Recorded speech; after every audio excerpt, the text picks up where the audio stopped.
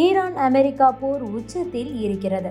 பொதுவாக இப்படி சர்வதேச அளவில் பஞ்சாயத்துக்கள் வெடிக்கும் போதெல்லாம் தங்கத்தின் விலை உயரவே செய்யும். ஆனால் இந்த முறை பெரிய அளவில் விலை உயரவில்லை.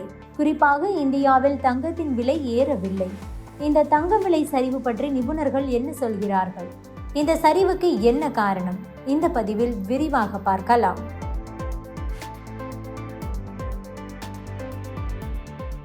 அதற்கு முன்பாக இன்று சென்னையில் தங்கம் வெள்ளி விலை நிலவரத்தை பார்த்து விடலாம். மார்ச் மாதம் 17ஆம் தேதியான இன்று தங்கம் விலை சவரனுக்கு 480 ரூபாய் குறைந்து சவரன் 1,17,200 ரூபாய்க்கும், கிராமுக்கு 60 ரூபாய் குறைந்து 1 கிராம் 14,650 ரூபாய்க்கும் விற்பனையாகிறது. வெள்ளியின் விலை கிராமுக்கு 4 ரூபாய் உயர்ந்து 1 கிராம் 280 ரூபாய்க்கும், 1 கிலோ வெள்ளி 2,80,000 ரூபாய்க்கும் விற்பனையாகிறது. தங்கம் விலை சரிவு பற்றி தங்கம் மற்றும் வைர நகை வியாபாரிகள் சங்க தலைவர் ஜெயந்திலால் சலானி என்ன சொல்லியிருக்கிறார் என்றால், தங்கம் விலை மேலும் 30% வரை சரியும் வாய்ப்பு இருப்பதாக கூறுகிறார். முதலீட்டாளர்கள் சந்தையில் முதலீடு செய்வதை விட கச்சா எண்ணெயில் முதலீடு செய்ய தொடங்கிவிட்டனர். ஏற்கனவே தங்கத்தில் முதலீடு செய்தவர்கள் கூட அதை திரும்ப பெற்று கச்சா எண்ணெயில் முதலீடு செய்கிறார்கள். இந்த போர் முடிந்த பிறகு தங்கம் விலை ஒரு கரெக்ஷனுக்கு வரும். அப்போது 30% வரை தங்கம் விலை சரிவதற்கான வாய்ப்புகள் உருவாகும். ஆனால் அது ஓரிரு நாட்கள் மட்டுமே நீடிக்கும். அதன் பிறகு மீண்டும் தங்கம் விலை பெரிய அளவில் உயர்ந்து புதிய உச்சத்தை நோக்கி பயணிக்கும் என கூறியிருக்கிறார். போருக்கு பின்பு முதலீட்டு சந்தையில் பெரும் மாற்றம் வரும் என சந்தை வல்லுநர்கள் கூறுகின்றனர். இத்தகைய காலகட்டத்தில் மீண்டும் தங்கம் வெள்ளி ஒரு முக்கிய முதலீடாகவே மாறும் என்பது நிபுணர்களின் நிலைப்பாடாக இருக்கிறது. இப்போது தங்கம் விலை சரிவதற்கான காரணங்கள் என்று பார்த்தால், சர்வதேச அளவில் அமெரிக்க டாலரின் மதிப்பு அதிகரிக்கும் போது தங்கம் விலை குறைவது வழக்கம். அந்த வகையில் இப்போது டாலர் மதிப்பு அதிகரித்திருப்பதால் தங்கத்தின் விலை குறைகிறது. போர்க்காலங்களில் எங்கு பணத்தை போட்டால் பாதுகாப்பாக இருக்கும் என பலரும் யோசிப்பார்கள். இப்படி யோசிக்கும் போது கண்முன் வரும் முதல் ஆப்ஷன் தங்கம்தான். எல்லோரும் தங்கத்தில் முதலீடு செய்தால் விலை அதிகமாகும். ஆனால் தற்போதைய மேற்காசிய மோதலின் போது இந்தியாவில் தங்கத்தின் விலை கணிசமாக அதிகரிக்காமல் மந்தமாக உள்ளது.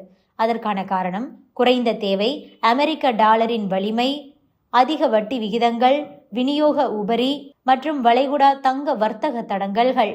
இந்த 4ம் தான் தங்கம் பெரிய அளவில் விலை உயராமல் இருப்பதற்கு காரணம்.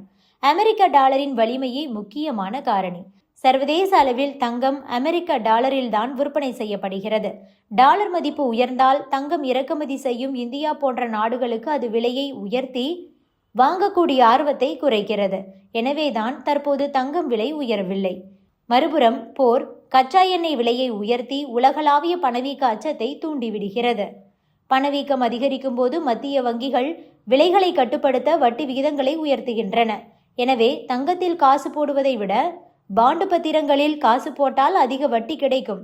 எனவேதான் முதலீட்டாளர்கள் தங்கத்தை விட பத்திரங்களில் முதலீடு செய்கிறார்கள்.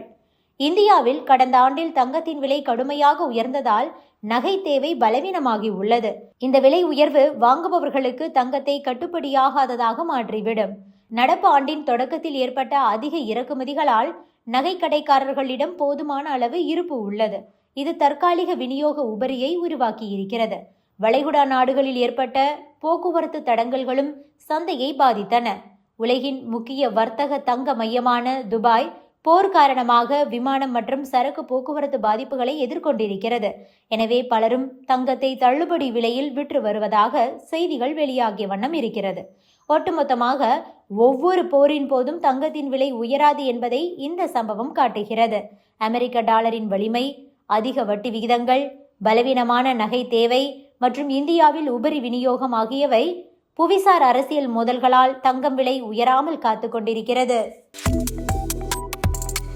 Subscribe to One India and never miss an update.